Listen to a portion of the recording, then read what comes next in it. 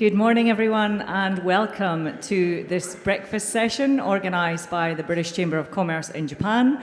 358 days inside the Suga administration. I'm Laurie Henderson, Executive Director of the BCCJ, and it's a great pleasure to see so many of you here at the Grand Hyatt Tokyo this morning. It's been such a long time since we've had the opportunity to enjoy breakfast together. So welcome to everyone in the room, and welcome also to anyone who's joining us and tuning in from home, either across Japan or around the world on any of our streaming platforms. Now, of course, there is such a lot going on in the world these days, and many of those things are unthinkable. Our speakers will get into those today, perhaps, through the course of the session, but I just want to say it's really inspiring, I think, to the BCCJ team and all of our members that we can gather and feel a sense of community and connection. I really hope the Chamber continues to provide these opportunities for all of us and our people. Now, today's guest speaker is a bit of a superstar in the midst and will be a familiar name to many of us here in the room. David Atkinson, of course, has, over his 31 years in Japan, gained a bit of a cult following, perhaps, as a leader in the financial services sector, and has also enjoyed fame as a prolific author, and is now steward of the country of Japan's national treasures sector and declining crafts industry. I have to say, we wrote these words and not David himself, so do indulge me here. Born in the UK in 1965, David now has had over 3 decades in Japan and has witnessed some monumental change, as many of us have, in society, business and politics, including the election of 17 prime ministers. David himself was special advisor to the 99th Prime Minister of Japan, Yoshihide Suga, who was in office from September 16th, 2020 until October 4th, 2021. I'm standing here asking myself how it can be possible that this is the first time David Atkinson has taken to the BCCJ stage. I'm really grateful for the opportunity to welcome here today, and want to say also thank you to Tak Okubo from NEC, who is a BCCJ Executive Committee member, for bringing David to the stage this morning. Both gentlemen, you're welcome to take your seats up front here, and a round of applause for David and Tak.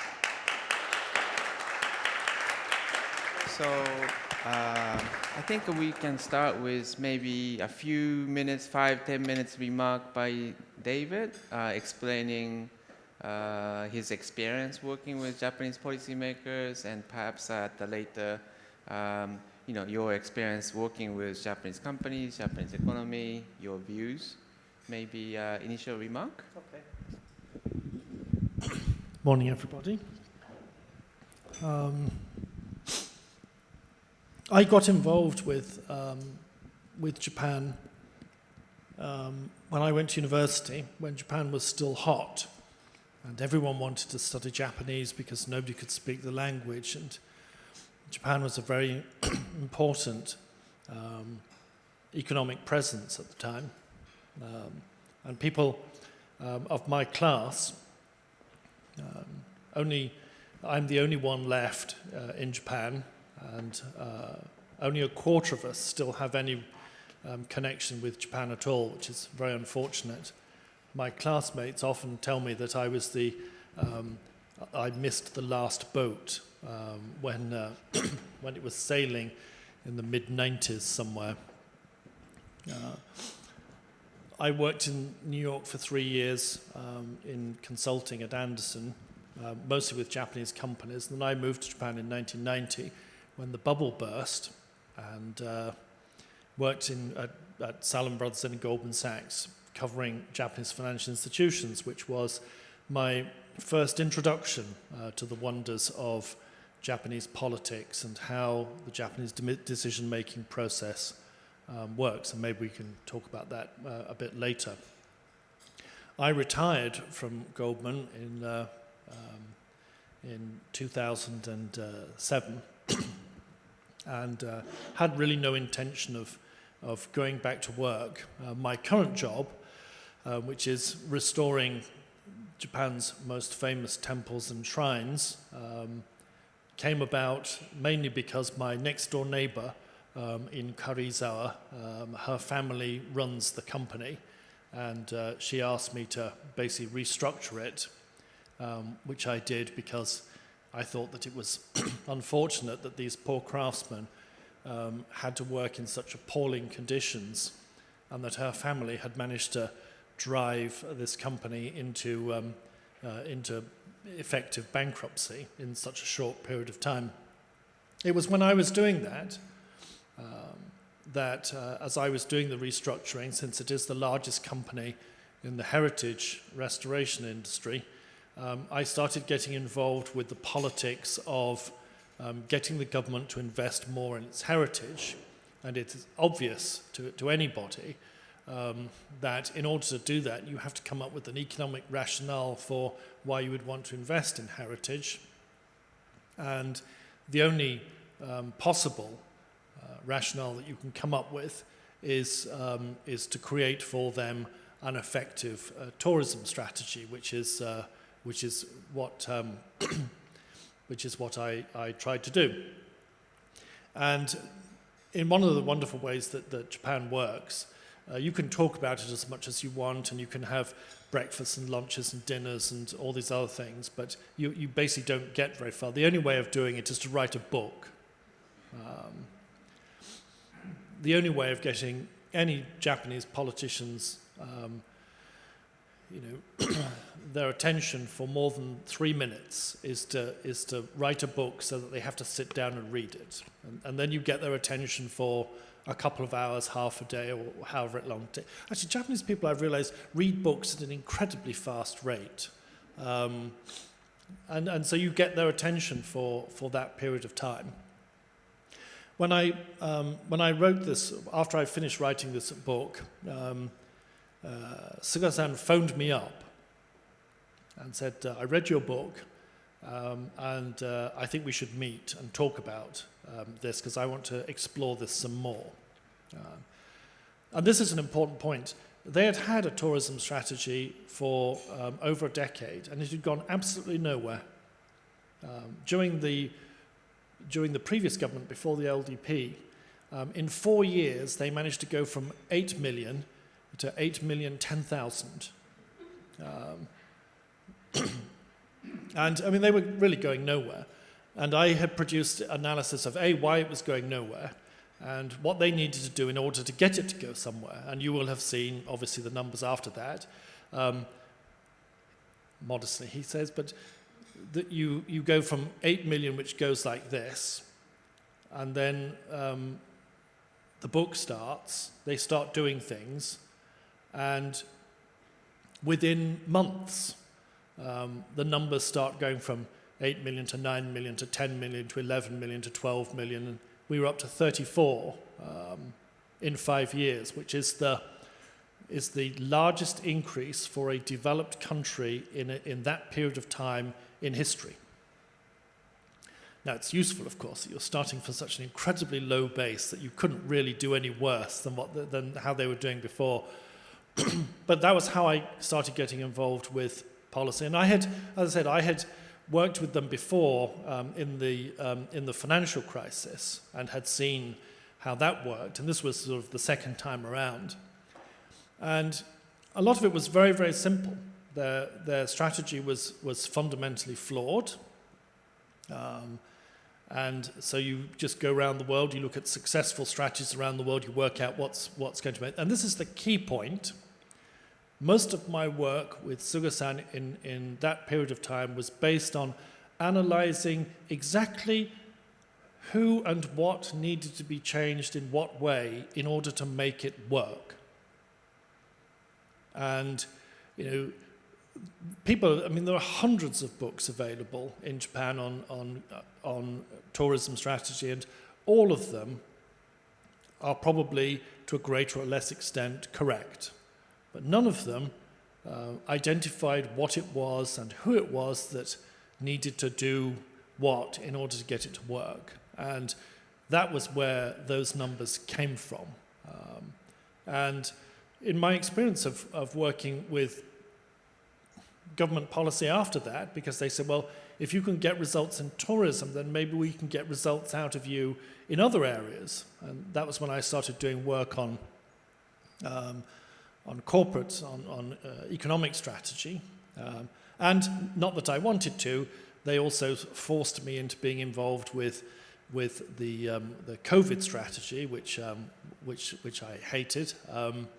But nevertheless, I think there were some important contributions that were made there, and it was that was where my relationship with them went. Thankfully, after his government fell, even though it's still an LDP government, like a lot of governments around the world, the new Prime Minister purges out all of the people who were very close to the previous Prime Minister, and so I got purged, which is why I have time to come and talk to you all this morning.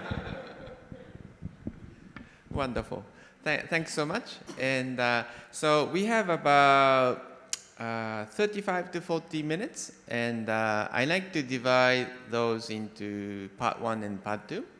And in the part 1, we do like to focus on how you found the working policy-making process of Japanese government, and if there was actually any personal learning for you, because I do believe that people have different perspective. You go into something with your perspective and thinking this is the way it should be done. But I think in my humble experience as well, once you encounter something, you get to see the other side. And I think there's some, learning. And I was wondering, if you have renewed your insights into how Japanese policies are made once you started to be one of the insider. So that's the first part. And in the second part, we like to hear your views on the wider Japanese economy, how Japan, maybe its culture. That will be part second too. And in both parts, I will start with questions, but then I will be very happy to have questions from the audience and also people who are watching us online. And one of us will read your questions. So do feel encouraged to write down your questions and send it to us so that we can read your questions. Okay, so the first question, well, I already had that, but so what in the last 2 years working closely with the Japanese Prime Minister, was there some insights, new insights that came to you, or was more or less what you observed from outside? It was much worse than I thought it was. In fact, it was much worse than it wasn't just worse, it was much, much worse than I thought it was. And there were a number of reasons for that. First of all, it was remarkable to me, especially coming from a basis of, from a background of consulting and then analysis, how shockingly weak the basic analysis was. I mean, shockingly weak. And I'm not even going to go into the details. Some of them are not sort of for public consumption, but statistics were the statistics that a lot of us are looking at are at best misleading and at worst are just rubbish. And I don't know how you can do an effective analysis of an economy without good numbers. And a lot of the numbers just don't exist. Some of them partially exist, some of them overlap with each other, but basically they don't exist. One of the things that I did was I was looking at some of the numbers. And as I was looking, I won't bore you with the details, as I was looking through the numbers, we got to the GDP number. And I said, what percentage of your GDP number is estimated in a basic sense? And they said, about 30%. And they do it by getting the basic estimation numbers, which are based on some effective statistics, and then they round it up by 30%. And so I went to the rest of the world, and you go to the UK, Germany, the US, and you say, I mean, everybody initially estimates numbers, and then they come up with, with a revised number. Then you ask, well, what is the difference, in your revised number? How much of that is estimated? And depending on the country, it can be as low as 2%. Japan has the highest gap between the initial number and the final revised number in the world for a developed country. And it's a very basic example, but there are many of them. And of course, when you do the roundup, I said, well, do you revise the roundup frequently enough so that at least the roundup is based on some statistics? And they're like, no, we've been using the same multiple for the last 15 years. They say, well, how is that possible? But that was my first realization. The second one, which I think a lot of you will have realized, is that specialization here is really not quite the same definition as it is in other parts of the world. The specialist, the economics professors are, I realized, professors of economics textbooks, not professors of economics. They can tell you what page it's on, who said what, when. But if you ask them to take their skills in economic analysis and apply them to the economy, they're like, oh, I don't do that. I teach people economics. And so it's very difficult to go to an economics professor and say, well, what is your opinion of this? And they sort of go, well, I don't have an opinion on that, but I can teach you all about whatever the specialist subject is. That, I think, is unusual. The other thing which I think is entirely clear is that a lot of these government committees, which used to be staffed by academics, and which are no longer staffed by academics for the reasons that I just gave you, are now staffed by vested interests. And in the absence of academics and in the absence of good statistics, what happens inevitably is that the vested interests give you a highly distorted and non-specialist view of their bit of the economy extrapolated to the rest of the world. And in a lot of the work that I did with the government, what I will say in their defense is that, generally speaking, the points they made were accurate. But unfortunately, to give you one of the best examples, the head of the Japanese Chamber of Commerce actually argues that one of the reasons that productivity in small companies in Japan is so low is because large companies pick on them because they're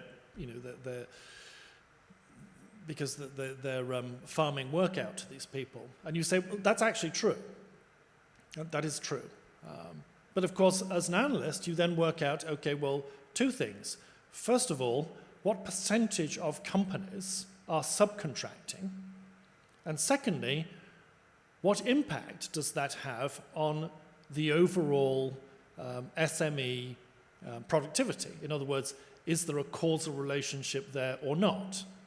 Or is it just true, but not causal?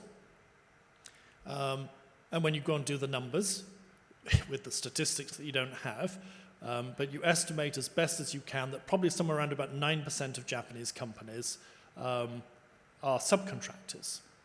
Unfortunately, they also have the strongest productivity in the country.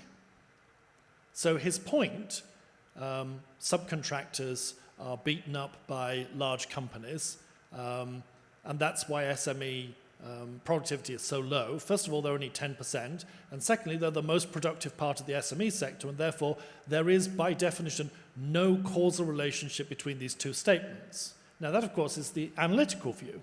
And I'm sitting in a government committee in front of the Prime Minister, and people are going, well, David, I think that's probably a very unorthodox view. I'd say, well, it may be unorthodox to you, but it's statistically true. And one of the things which I found very difficult in Japan and in that context, of course, is we have a in the UK and the US, we come from a cultural background of opinion and fact. And these two things are different. An opinion is opinion, and there can be several different opinions, but facts are facts, and there's no way you can argue against it. But of course, in Japan, where everything is so relative, it's my view, your view, and my fact is part of my view. There is no intrinsic truth to it. And so if you say, well, this is true and there is no basis for argument, they're all going to sit there and go, well, you just dissed somebody. And that does become opinion. And it becomes very difficult, of course, to get things to go through, because in my view, you have established an absolute fact, and people are going to go, I don't agree with you. They say, well, how can you not agree with me? And they'll say, well, I just don't. How can you implement policy against that background? So those were the things that I learned. Thank you, David. Well, I'm starting to get a bit depressed as a Japanese, and I like to cover my hand and maybe, and listening to him, that really reminded me of our early days. I joined the first company I joined. He was already there, and I was a macroeconomist, with GDP and all that. And he was. We were talking about large bank debt. Japan used to have a huge. Japanese company used to have too much debt. Now Japanese companies are being criticized. They don't have enough debt. But so we argued a lot, and his line at the toward end is, okay, who is the bank analyst here? And then we had to stop arguing about the size of the bad debt. So having said that, okay, I understand. But it all sounds a bit depressing, and that may be true. Do you think, is there any hope? Or actually, my question probably would be, okay, but isn't it the way just a different process in different company have, different countries have different processes, and that more instinctive process may have worked better for Japan in the past, but it stopped working, or would you say it wasn't even working back then, back in 60s, 70s, when Japan was supposed to be, the miracle of the Far East? Yeah. I think we've very, very rarely agreed, actually, between the two of us in the past. And that's fine. I think there are two important things there are two things that we have to differentiate here. For when most people look at the economic performance of a country, I think there is far too much of a likelihood that they will ascribe causal relationship to a given strategy, government, culture, or whatever, disregarding the impact of things like demographics. And I actually saw this in my relationship with the government on Corona, because one of the pieces of analysis that I produced for the government pointed out that regardless of who was in charge, one of the most significant causal relationships between rates of infection and a given community is its degree of urbanization. And so, for example, and I did this analysis for Japan and for the rest of the world. People argue that female politicians did a better job. It actually turns out that by some wonderful quirk of statistics, there was a very high likelihood that you would have a female leader in a country with low urbanization. And obviously, in a highly urbanized community, you will have a much higher rate of infection than if people are living in Utah And the UK, for example, has a spectacularly higher level of urbanization than Germany does. And Germany is less urbanized than France is, interestingly enough. And if you look at those results around the world, you realize that obviously it's not a perfect relationship, but it's a very strong correlation, and there is a causal relationship there. People they did this for Japan too, government policy, blah, blah. And I think when you look at what's happening in Japan now, there is a likelihood that, and look back to where things were in the 60s and the 70s and the 80s, if you run the analysis of the fundamentals of the economy, I think, although they did a good job, I think you could argue that the government role in that, or to put it simply, an idiot could have created some of these results, because you just had to sit on what was going to happen. And I think, frankly, for the last 30 years, the failure of Japanese government policy has been what I've been arguing, which is that their complete inability to produce a sound analysis of what's going on. But I think there's a very good likelihood that even if you were a genius, it would have been incredibly difficult for you to produce a better economic performance than Japan has produced. And so I think, there's people. It's very easy to say the Japanese government is a bunch of idiots that can't get anything done. But I think you could have had the most brilliant politicians in the world, and they probably wouldn't have done that better of a job. And I think one needs to separate out those two things. Thank you. So, as I said earlier, I'd be very happy to take questions. So this is, I'm just your lead questioner, so I'd be very happy to have more questions.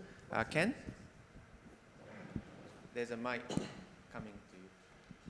All right. Thank you very much, David. And Tak, thanks for recognizing me. So Tak, me, and Allison and Richard are part of the Digital Tech Committee here at the BCCJ. So your comments on digital transformation in Japan, the digital agency that was established during the Suga administration. Thank you.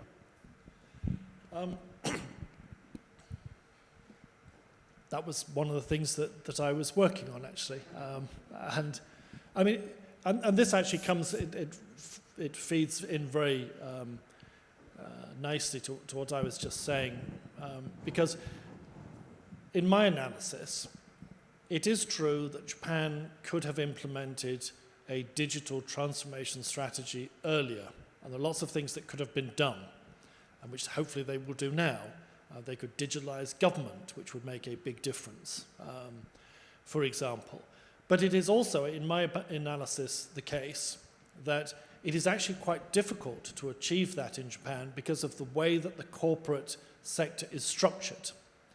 And therefore, you come back to the point I was just making, which is that it's very easy to argue that this is a leadership strategy problem, and purely a leadership strategy problem. Whereas I would argue that whilst that may or may not be the case, it is also the case that there are very significant structural barriers to that being implemented. And therefore, even if you had implemented a strategy that looked very much like the US strategy, you would have had problems here because of the way that the corporate sector is structured. 85% of Japanese companies have an average number of employees of 3.4 people. And the number of people, the percentage of the population working in large companies is 31%. Germany is 38%, the US is 60%. By definition, large companies are much more able, step back, they're much more likely to understand the importance of digital. Large companies are much more able to implement a digital strategy, and large companies, by definition, are more able to utilize a digital strategy than somebody who runs a company that has 3.4 people working in it. And as a result of that, it's also the case, actually, that with such an enormous population, part of the population working in large companies, your control mechanism is much clearer. because you don't have to phone up a lot of people to get it done. You can probably get them in the Oval Office. Whereas here, you'd have to have a queue from here to the Prime Minister's residence, because you have 3.6 million companies where 85% of them only employ 3.4 people. Now, I would defy anybody to come up with a big data strategy for a company that has 3.4 people and make it work. And I don't understand how you can have, our gentleman sitting here, for example, you need 2 of them to do this. So we just went from 3.4 to 5.4. So I think this is not as easy as saying this is a failure of government. Thank you, David. Thanks, Ken. Could you introduce yourself? Oh, yeah, sorry. Richard Lyle from Interlink. Richard Lyle from Interlink.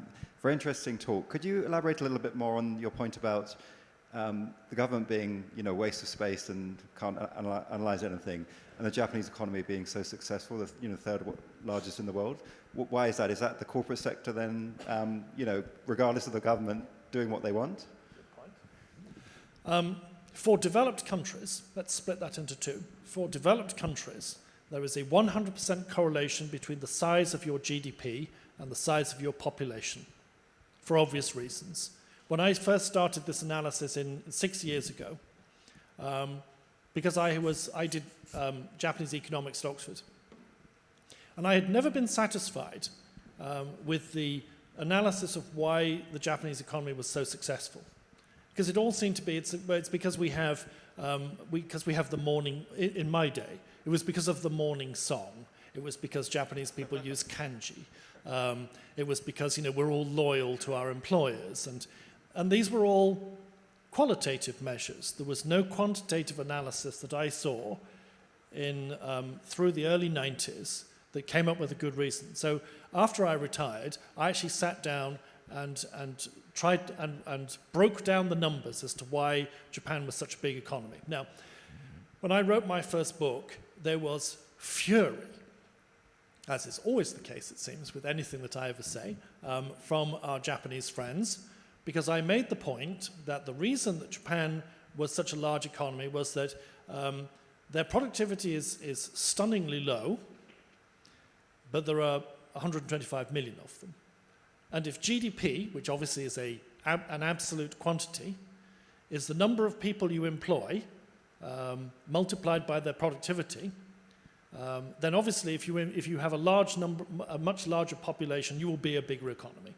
Funnily enough, I think this is something that a lot of the world gets wrong, because people tend to think big economy, that's because we all work much harder and we're all scientifically sophisticated. Germany being the best example, right? Why is Germany so successful? They all work very hard and they're all PhDs in science. And you will see that argument being made. The largest economy in the world, developed countries, is the US. 320 million people. Second largest is Japan, 125. Third largest in the world is Germany, 84 million. The UK, 67 million. France, 66 million. The day that the UK overtook France as the world's 4th largest economy was exactly the same quarter that the UK's population, for the first time since before the war, overtook that of France. And if you read the press, including the FT, they will argue it was because of the Blair government's reforms to the education system. And therefore, we got more PhDs in science. And that was their argument. Whilst that may, to some extent, be true, it is also the case that there is no developed country in the world where their productivity makes them rank higher than their ranking in population. And when I wrote this down, there was outrage that I had argued, as people said to me, Japan is twice the size of the economy of the UK, and therefore we work twice as hard and we're twice as scientifically sophisticated. A lot of people still believe that. If you look at what's happening now, this comes back to my point, if the population doesn't grow for 30 years, if population is a significant factor in GDP absolute growth numbers, obviously, Japanese, if you had two countries where productivity growth was 2% and population growth was 3%, and another country where productivity growth was 2% and population growth was 0, one will grow at 5% and the other one will grow at 2%. Is that because policy is that because the Japanese government is useless, waste of space? No, it's because they don't have population growth. And I don't understand why people don't get that, but people don't get it. But you know, when I left the US in 1989, there were 240 million people, and now there are 320 million people. That population growth in the last 30 years is almost the size of the population of Germany. If productivity went sideways and you added Germany to the size of the Japanese economy, it would grow. Thanks, David. So I think we already kind of jumping into the second part, talking about the wider Japanese economy.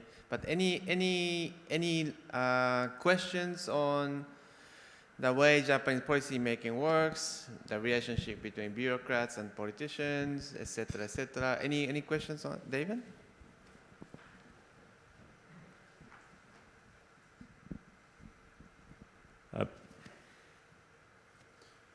Thank you. David Bickle, President of the BCCJ. You spoke very eloquently on the strategy process. Can you just talk a little bit about your experience of turning the strategy into a more granular tactical plan or operationalizing the strategy? What your experience of that has been in Japan? Yeah. And that's actually a key, absolutely key, fundamental point. When I was on the Government Growth Strategy Committee, the head of the Keizai Doyukai, which is sort of medium-sized Japanese companies, who became increasingly frustrated over the course of our meetings, did an analysis of all the things that had been proposed by the Keizai Doyukai. For people who don't, Keidanren is the large companies, right? And the Chamber of Commerce in Japan basically is unlisted small companies. And in the middle is Keizai Doyukai.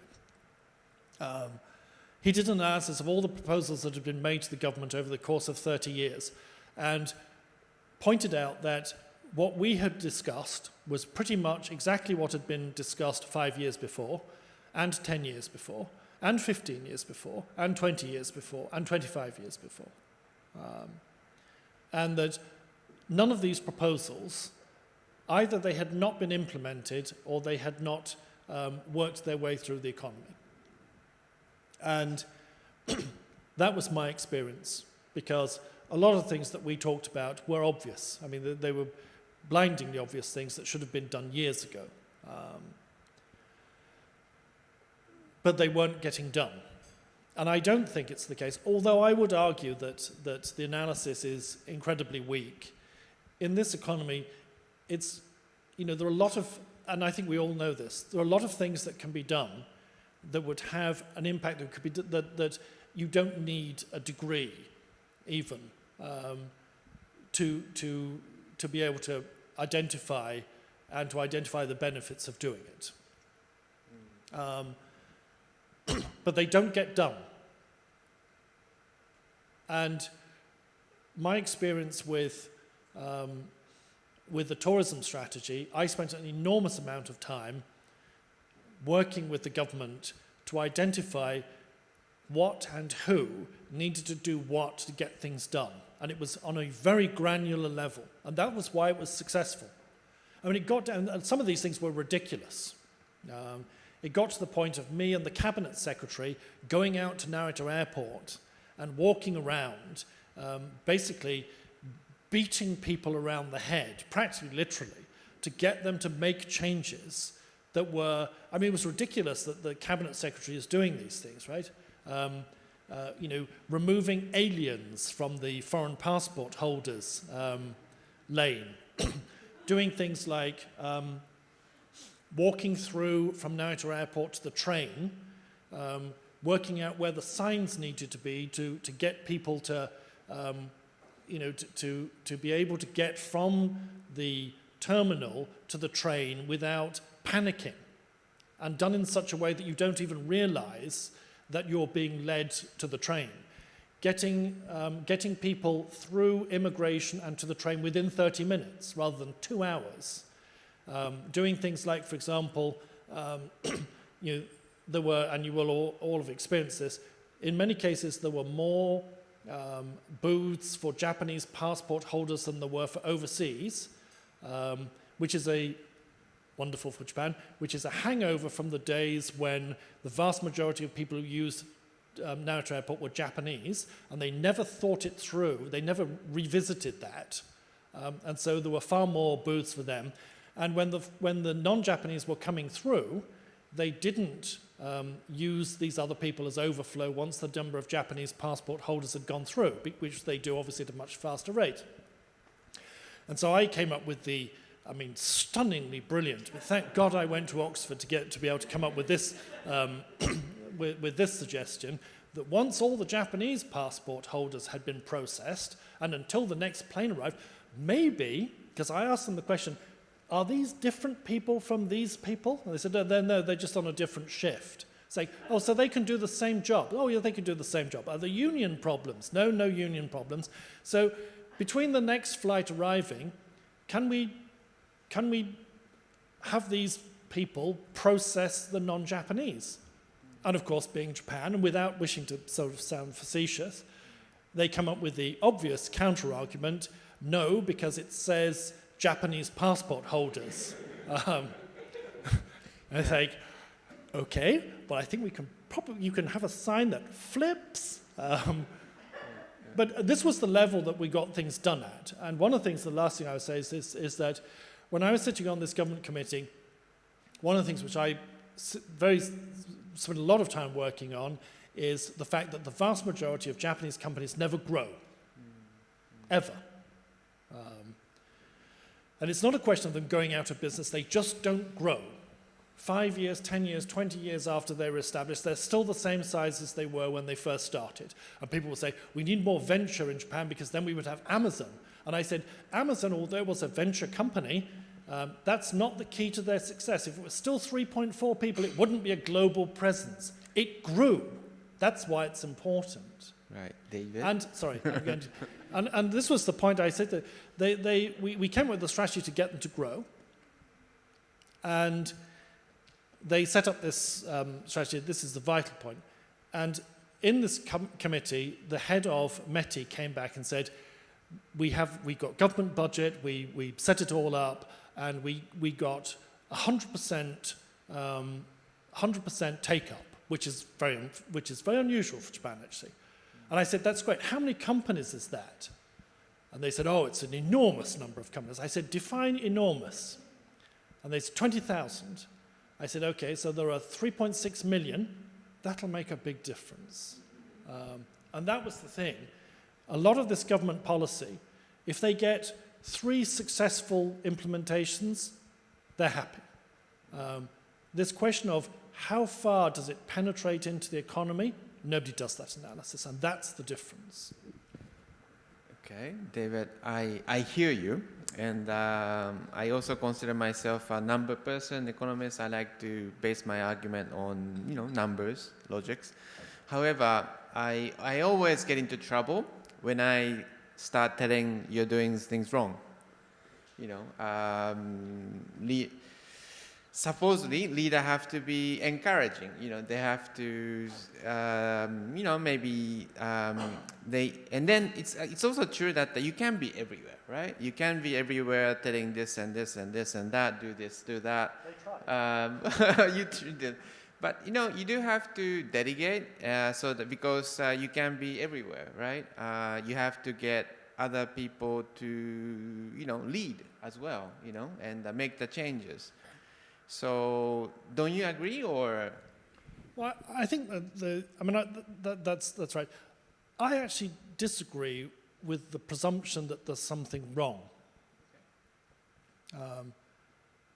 Because I don't, as I said, a lot of the things that could be done, I don't think they're doing the wrong thing.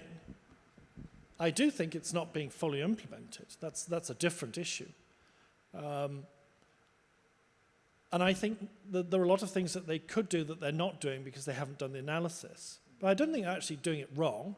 Neither do I think that there's some sort of, that there's some black force behind all of this and a lot of the other things that people say. Because going back to my point on Corona, I think it would be, anybody would have would have an incredibly hard time getting economic results out of these demographics. I think it's incredibly difficult. The other thing which I think is very unfortunate in my experience, I started, when I was working with the government, there are all sorts of restrictions placed upon one that means that one can't sort of go off talking to people. You can't do this, for example.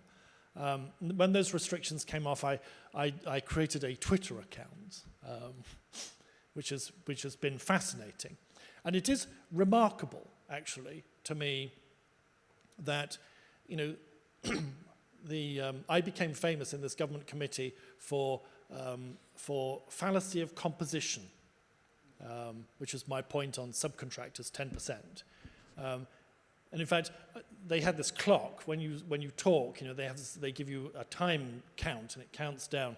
And I said to them, well, could you have the Japanese for fallacy of composition? And whenever somebody commits a fallacy of composition error, can you sort of make it beep and blow up and ring bells? Because that was my experience, that there was endless fallacy of composition going on. And it is remarkable in my interaction with Twitter that when you analyze the people who are arguing against you, they're very educated people in most cases. But clearly, the Japanese university system doesn't teach people the fallacy of composition. And it's endless. Japanese people, blah, blah, blah, therefore. And it's like, well, that's 2%. That's your experience. What is the statistical, are we talking about 2% of the population, 10% of the population, 90% of the population? What is the causal relationship between those two things? None of that seems to exist. And it was very unfortunate that there is this, I would say some of this is true in the US, in the UK, but it's not true in the US. This US rah-rah sort of culture is very different from here. Here, as I was doing this and subsequently, there is this culture here of trying to shoot everybody down. And that made it very, very difficult. People are not trying to shoot down your ideas, they're trying to shoot you down.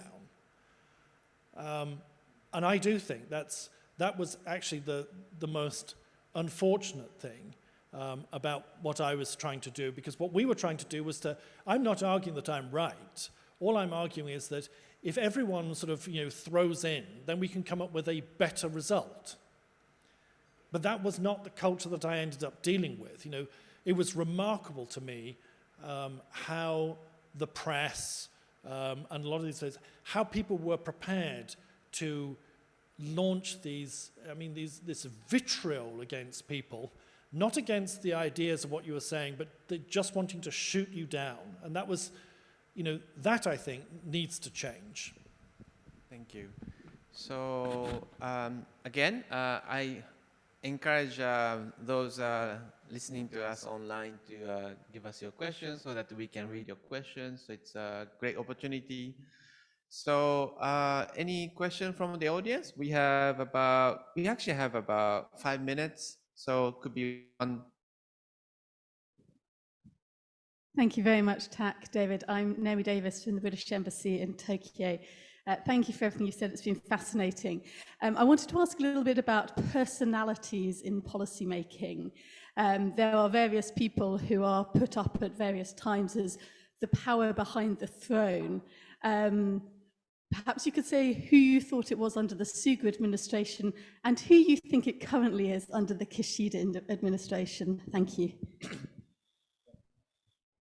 I think implicit in some of the things that Tak and I are talking about here is that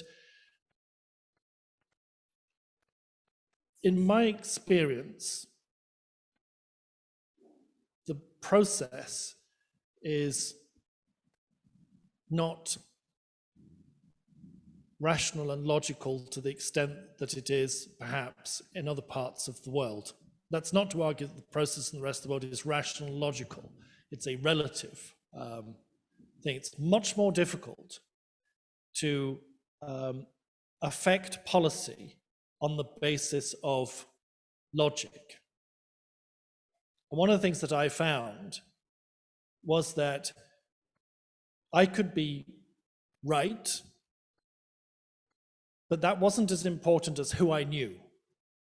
And if you knew the right people and you had the right logic, then you could get things done and get results.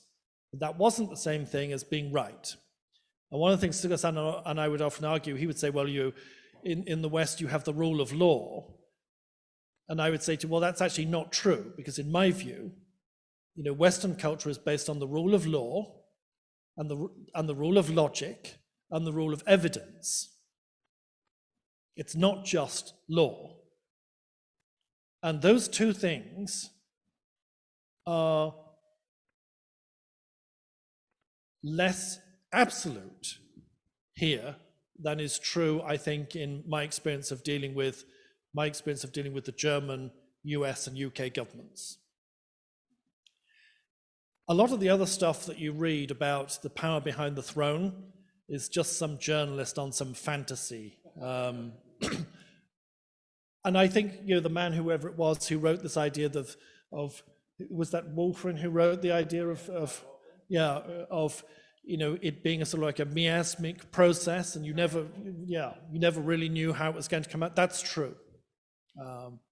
There is no man that you can go and talk to who will get the prime minister to do whatever it was. It's probably true in most countries that it's a relative power balance, but it's in the absence of logic or at least of an absolute valuation of logic and evidence, that in my experience, the process here is much more difficult to control than it is, because it's not pinned to the ground by logic and evidence. And in the 6 years that I've been doing this, and in my previous experience with financial services, you have to keep going at the Japanese government, because you can't push it in a direction and have it with logic and evidence and have it stay there. You can't change the track based on the force of your argument. You have to be there all the time to make sure that it doesn't start moving back, or that some other idiot with some other argument that is based on fantasy doesn't actually manage, by the force of his argument, his personality, to destroy the ground that you had made. To me, the Japanese government is like the First World War. You keep moving forward a bit and then moving back, and at the end of the day, you're still in the same trenches you were at when you started. It's much more like that than it is being able to bulldoze your way through on the basis of your proof. Thank you. Okay, a very last question, a quick, short question. Yes. Well, we have to. Could both of you have short questions so that David can address it? Yeah, short questions or comments. Please. Do you think you'll be able to change much in Japan now that you're not in the government?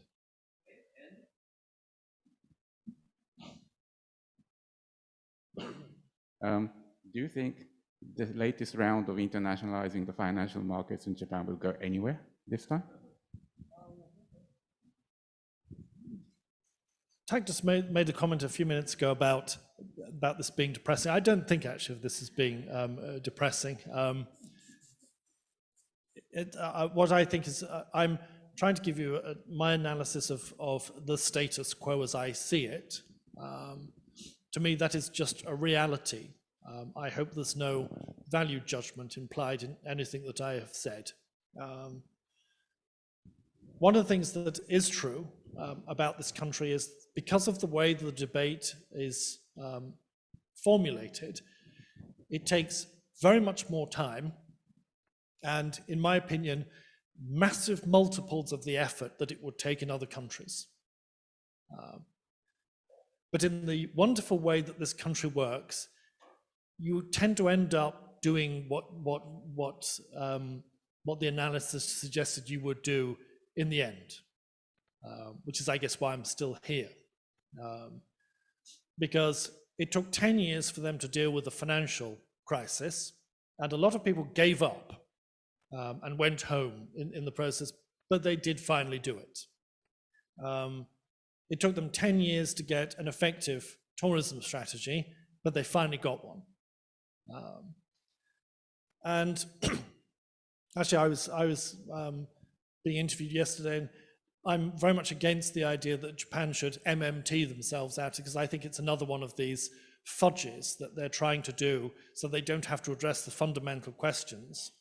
And then I was thinking about that, I was thinking, well, actually, maybe I should actually agree with massive fiscal stimulus, because it's possible that the only way out of all of these problems is for the government to destroy its finances to such a point that they do have to invite in the IMF.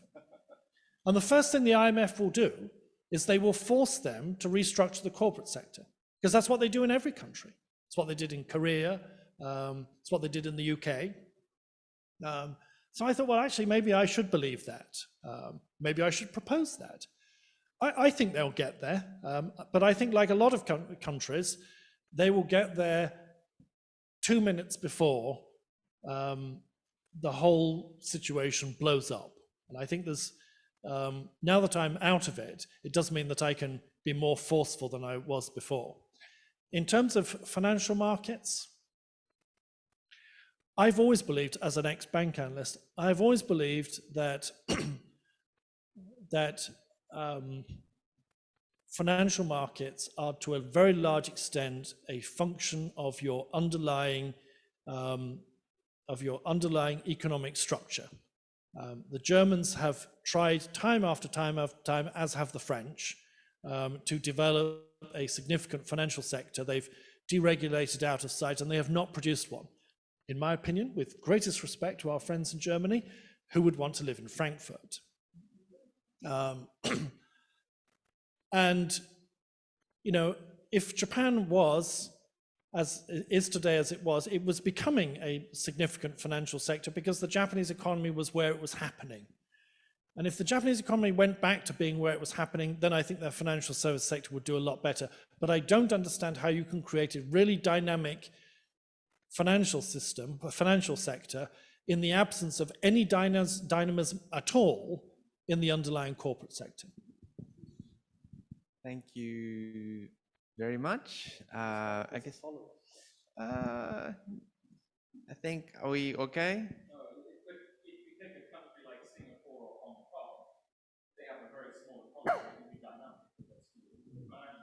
That is not relying on the economy. Yeah, but for Hong Kong, it's because you have China behind you. And you know, in the days when, before Chinese liberalization, Hong Kong, although it was, you know, it was a big part of the Hong Kong economy, it was not a big part of the world financial services sector before the opening up of the Chinese economy. Singapore, I think, is a much more difficult thing, but Singapore, although it's an important financial services sector, if you look at the Singaporean, and a big part of the Singaporean economy, if you look at Singaporean financial markets, especially of global financial markets, it's not a particularly significant size. Okay, thank you very much. So with that, I think today's discussion is reached its time limit. But I think David will ask everybody to thank David. Yes, thank you very much, Tak. And ladies and gentlemen, the thing we try and do here at the Chamber, our entire purpose is to bring our members, or enable our members to make connections with people that matter. And I think David, through his activities in government, his activities in the tourism sector, he's demonstrated without a shadow of doubt that by results, hard, measurable results, he is certainly a person that matters. So we're delighted to have been able to bring him here to this forum. I'd like to thank TAC for making this all possible. What we try and do through these platforms is to create a dialogue. So David, thank you very much for stripping back some of the veneer around the Japanese economy, and certainly and telling some of these truths, which I think are incredibly important. And as you mentioned yourself there, I think your aspiration was that there would be an opportunity for people to have fact-based discussion and conversation, and collectively try and come up with better plans and implement those. We certainly wholeheartedly agree with that, and through, at least in a humble way, through continuing these forums, face-to-face meetings, we're delighted to be back to this today. We hope to continue doing this based on fact, having great discussions, helping to make an impact that matters. So thank you to everybody for joining today, both here in person and also online. And I'd invite you to join me once again in thanking David for joining us here today. Thank you.